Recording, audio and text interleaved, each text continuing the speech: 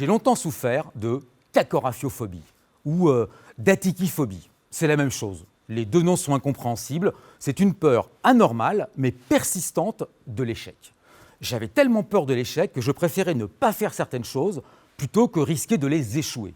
À cette époque, je ne savais pas qu'on apprend beaucoup plus des échecs que des succès. Je ne savais pas non plus que Rodin, ce sculpteur de génie, avait raté 2 fois le concours d'entrée aux Beaux-Arts, ni que Jean-Paul Belmondo n'avait pas pu intégrer la Comédie Française. Il n'avait pas le niveau. Ni qu'Emmanuel Macron avait raté 3 fois le concours d'entrée à Normal Sup. Par contre, je savais une chose.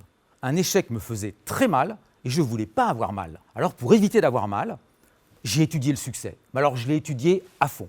Je voulais savoir comment les gens obtiennent des succès, comment ils font pour réussir, puis surtout évidemment, est-ce qu'il y a un truc ?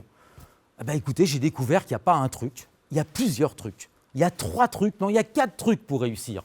Et j'en ai fait mon métier. Je suis devenu dénicheur de succès. Et d'ailleurs, j'ai démarré mon métier ici, sur cette scène du Palais des Glaces, où j'ai découvert beaucoup de talents, notamment Éric et Ramsey, Jean-Marie Bigard et même Gad Elmaleh à ses débuts. Je travaillais à l'époque pour Universal, et j'avais découvert aussi des films comme Usual Suspect ou des films comme C'est arrivé près de chez vous. Ensuite, j'ai travaillé à TF1 et là, j'ai découvert des séries comme Dr House, Les Experts, des émissions comme Danse avec les stars, le film Intouchable et ce que vous regardez encore aujourd'hui, l'émission The Voice.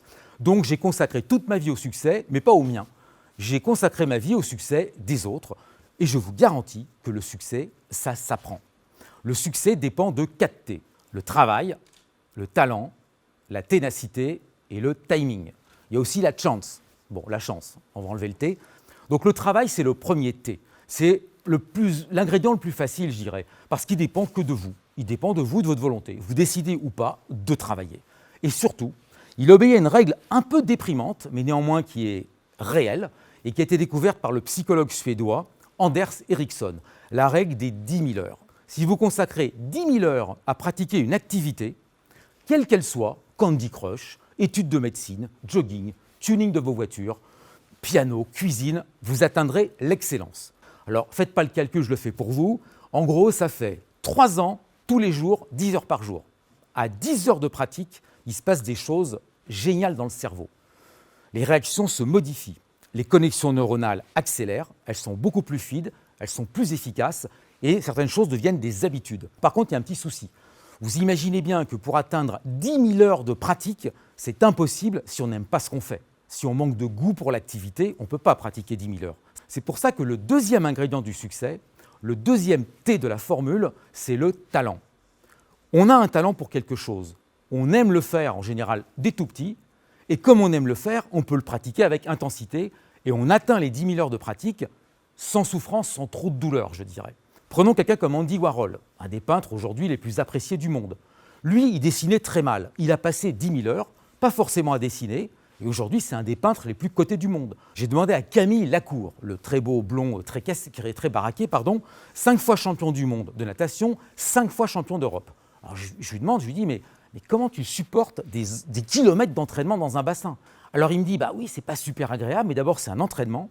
Et surtout, il m'a dit, pour tenir, je me concentre sur un geste, et le geste, j'ai décidé d'atteindre la perfection dans ce geste. Donc, il fait des longueurs de bassin, il fait des kilomètres par jour, il faisait en tout cas, avec ça, jusqu'à atteindre la perfection du geste.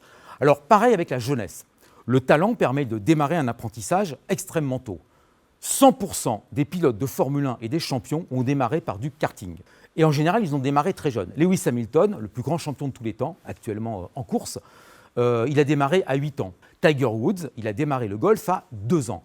Picasso, dès 6 ans, il dessinait déjà extrêmement bien. Vous allez au musée Picasso, il y a des toiles entre 6 et 8 ans, c'était déjà remarquable. En plus, son père était prof de dessin. Alors là, vous commencez à vous dire, qu'est-ce qu'il nous raconte là depuis 10 minutes Puis vous pensez que vous perdez votre temps parce que vous m'écoutez, vous n'êtes pas champion précoce, vous n'êtes pas un génie artistique, vous ne serez pas président de la République. Peu importe, rassurez-vous, le talent précoce, ce n'est pas du tout une condition nécessaire, ce n'est même pas une condition suffisante à la réussite. Pensez à tous vos camarades de classe, dont les parents étaient extrêmement fiers et les vôtres vous faisaient qui étaient très bons en gym, en français, en maths.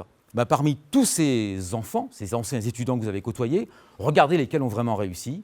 Moi, personnellement, bien sûr qu'il y en a qui ont réussi, mais la plupart étaient très bons en maths en 6e, en 5e, en 4e et jusqu'à la terminale. Et so what? Pas grand-chose. Parce que manque d'ambition et surtout parce que manque du 3e T.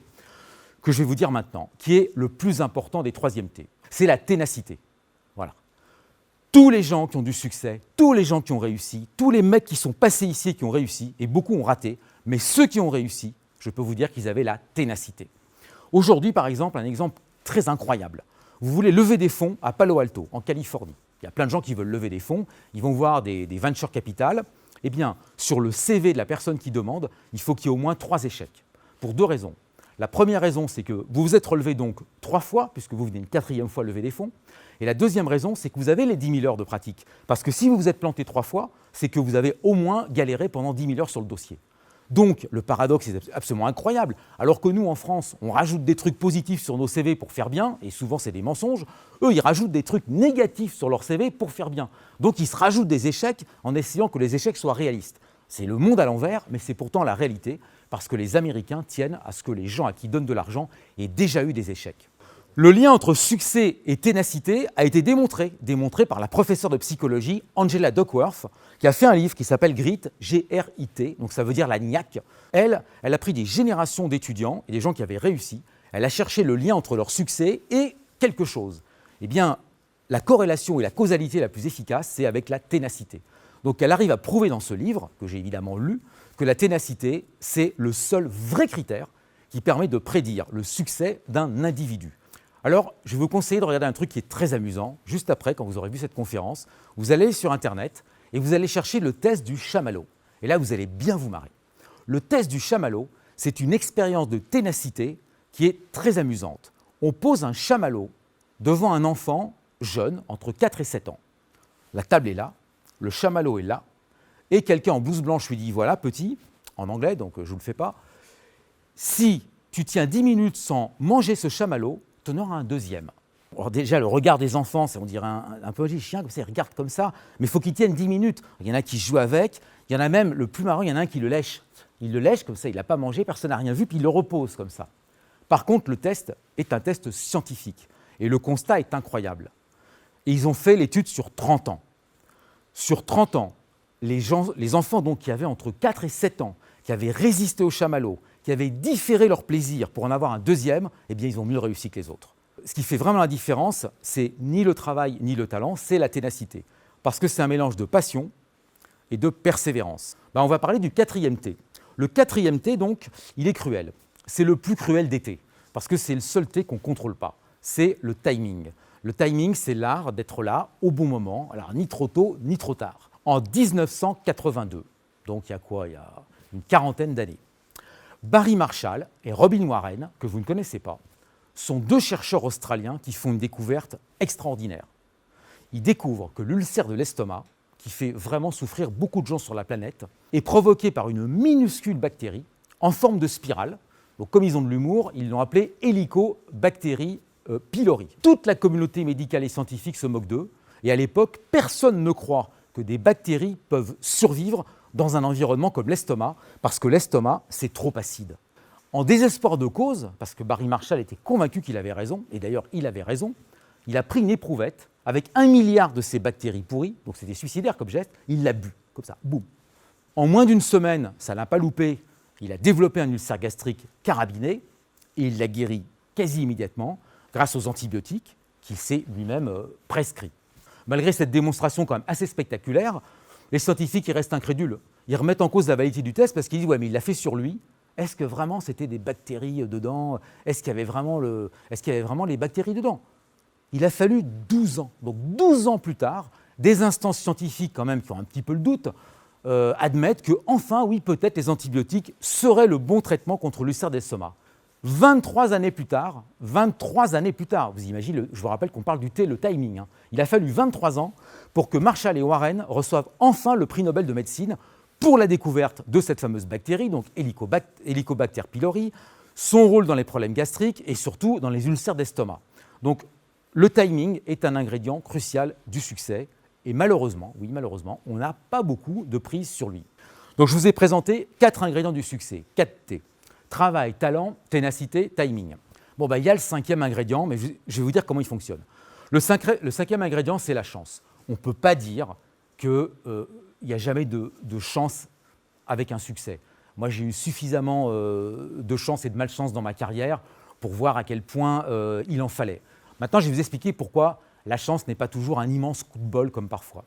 D'abord, la chance, c'est toujours ce que pensent les gens médiocres quand ils voient que vous réussissez, parce que la jalousie les égare. Donc, il y a un poète qui disait une phrase que j'aime bien, « N'importe qui peut sympathiser avec les souffrances d'un ami, par contre, sympathiser avec ses succès exige une nature très délicate. » Donc en réalité, les gens qui réussissent, ils n'ont pas plus de chance que vous et moi. Et ils le disent d'ailleurs. Les grands champions ou les scientifiques vous disent « Non, ils n'ont pas le sentiment d'avoir beaucoup de chance. » Mais c'est vrai, parce qu'ils ne s'en rendent pas compte. En fait, ils font en sorte que la chance les trouve. Mais ça, c'est pas pareil du tout.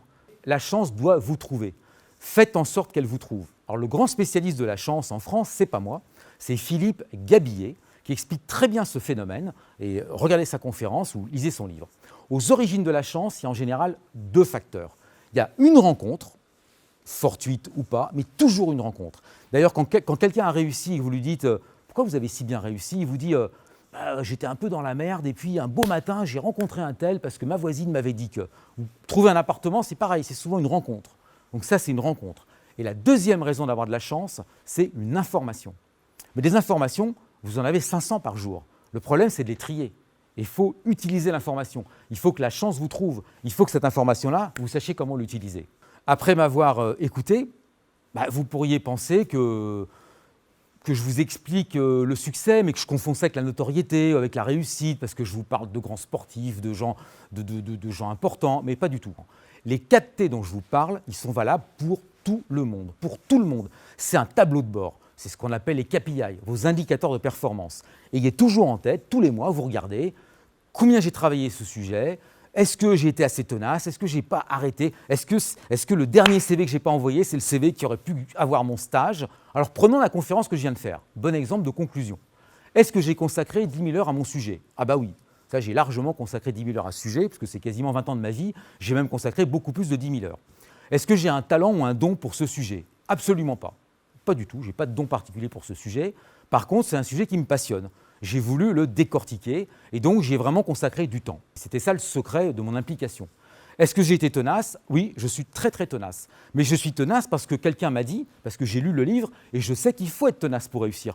Je ne suis pas tenace par plaisir. Ça ne m'amuse pas forcément d'être tenace. Je préférais que les choses m'arrivent plus vite et plus cuites dans la bouche. Mais je suis tenace. Est-ce que j'ai un bon timing? Non.